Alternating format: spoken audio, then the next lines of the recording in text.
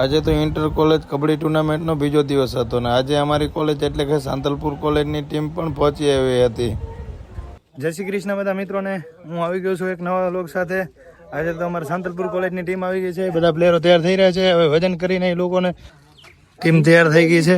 કપડાં બપડા કીટ પહેરી લીધી છે ને હવે જાય રહ્યા બધા વજન કરાવવા માટે. આ છે અમારી સાંતલપુર કોલેજની ટીમ. વજન કરવા માટે આવી ગયા છે બધા ટીમના પ્લેયરો.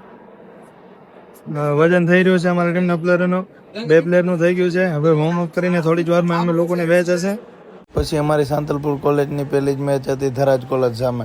એમની સામે ખૂબ સારું રમીને 1 સાઇડ મેચ જીતી ગયા હતા. પહેલી મેચ જીતીને સેલિબ્રેશન કરીને પછી હવે અમારી બીજી મેચને થોડો ટાઈમ હતો, તેથી બધા પ્લેયરો સાથે અમે પહોંચ્યા જમવા. સાંતલપુરની કોલેજ સાથે પ્રદીપ સર અને કટારા સાહેબ પણ આવેલા હતા. પછી જમીને પછી આવી ગયા બધા ફિઝિકલ ડિપાર્ટમેન્ટ. ટીમ જમીને આવી બધી આરામમાં છે.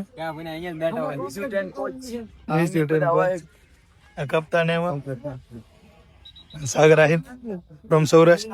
બપોરે ખેલાડીઓ અને ઓફિશિયલોને જમવાનો ટાઈમ હતો, ત્યાંથી મેચ થઈ ગઈ હતી નવરી. તેથી અમારી નાની સમાજ પહોંચી ગઈ કબડ્ડી રમવા માટે મેચ પર. થોડી વારમાં આપણી બીજી મેચ થવાની હતી, પણ ત્યાં તો અમારા બીપીએડ વાળા ભાઈઓ મળી ગયા. તેમને લઈ લીધા વ્લોગમાં. શું ભાઈ તમારી મેચ છે? બેસ્ટ ઓફ લક બધે ભાઈઓને. બેસ્ટ ઓફ લક ભાઈ બધાને. Best of luck. સારું રમજો અને જીતીને આવજો. ભલે બેસ્ટ ઓફ લક બધાને. પછી જમવાનો બ્રેક પૂરો થયો ને અમારી મેચ હતી, તેથી અમારા પ્લેયરો બધા આવી ગયા ગ્રાઉન્ડ ઉપર. ને અમારી બીજી મેચ હતી રાધનપુર સામે. રાધનપુર સામે અમે પહેલી હાફમાં 1 સાઇડ રમ્યા. બીજા હાફમાં અમારે 10 પોઈન્ટની લીડ હતી, પણ ધીમે ધીમે રાધનપુરની ટીમ અમારી ટીમની લીડ તોડતી ગઈ.